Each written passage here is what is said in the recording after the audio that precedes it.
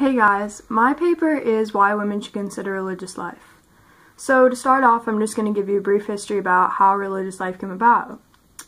So from the first centuries of Christianity, men and women have felt called to follow God and serve Him in a more radical way than the typical believer. And they began forming religious organizations, and this kept evolving until religious life as we know today was created. And through the love and devotion that men and women had to Christ and the searching they did to find Him and form their life around His life, religious life blossomed. I want to talk about misconceptions about religious life, because there are a lot of them. So, religious life for women is often seen as a last resort, something women do if they don't want to live out in the world, or even as a drastic measure women take if they hate men. Crazy. On the contrary, religious life is meant for women who love living life and want to do God's will, and which just may happen to be joining the convent and becoming a bride of Christ, which is great. Women who are running from something are not suitable for this lifestyle, and they should be running to something, and that is love and He who is love, God. I'm going to back up for a minute to how women allegedly hate men if they join the convent.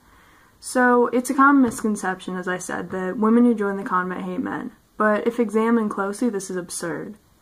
Women are actually so in love with God, who became man, that they save themselves for Him, and by taking their final vows, marry Christ Himself. It's really awesome. These brides of Christ do not hate anything God has created, and therefore do not hate men.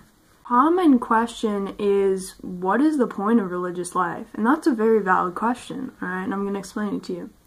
So, religious life is a fulfillment of what we are all called to, and that is union with God. And for most people, this happens in heaven. But if you take vows, it happens here on earth. Reformed people also believe convents to be full of reality, avoiding overly happy for no good reason Jesus freaks, to be quite frank. But nothing could be farther from the truth.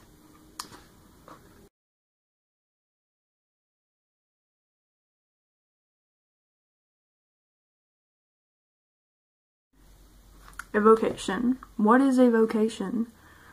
Well, by definition, a vocation is a calling each person has on what to do with their life. Easy enough. A vocation to religious life also involves vows of poverty, chastity, and obedience. Alright. Next, a person's state of mind. State of mind is also very important when considering religious life. And one cannot have hate in their heart or contempt towards God. Rather, they should embrace God's will for them, be happy. You know, I know that's easier said than done. You're not always going to be like, yay, I'm going to become a nun. But just, life is a roller coaster. Just go with it and see where it takes you. That's all you can do, right?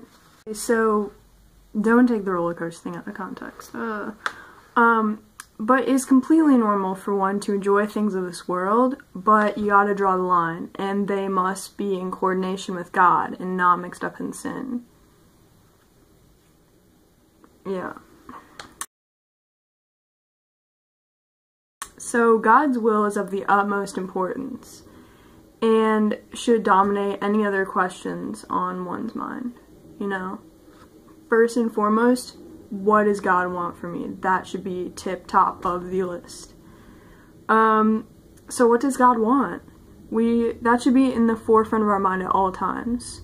I cannot stress that enough. Like that, you have to live by that.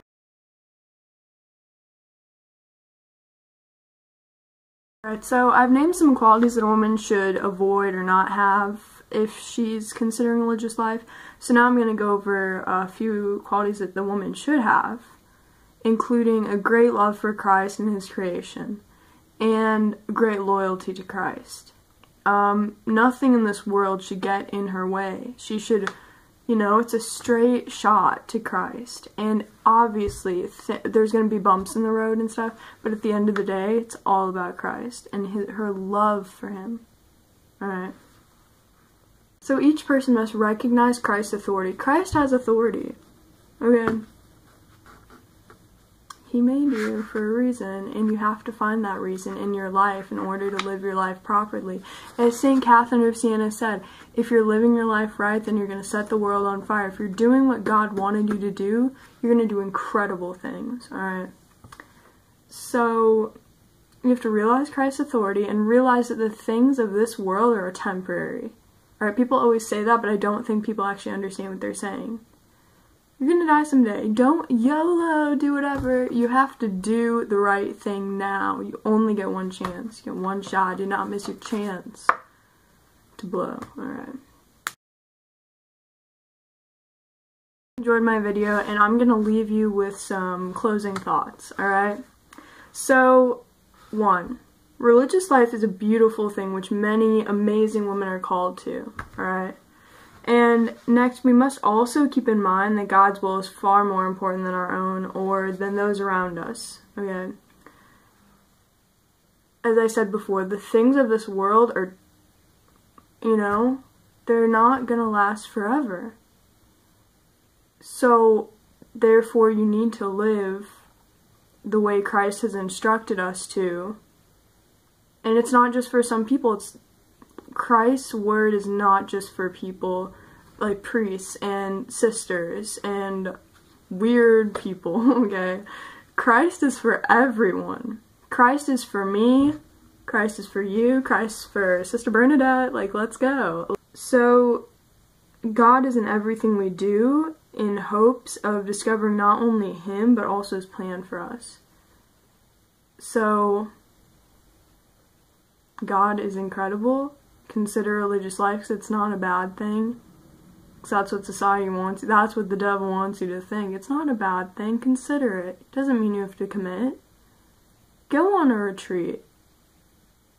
What, are you scared what your friend's gonna think? Then they're not really your friend, are they? God bless.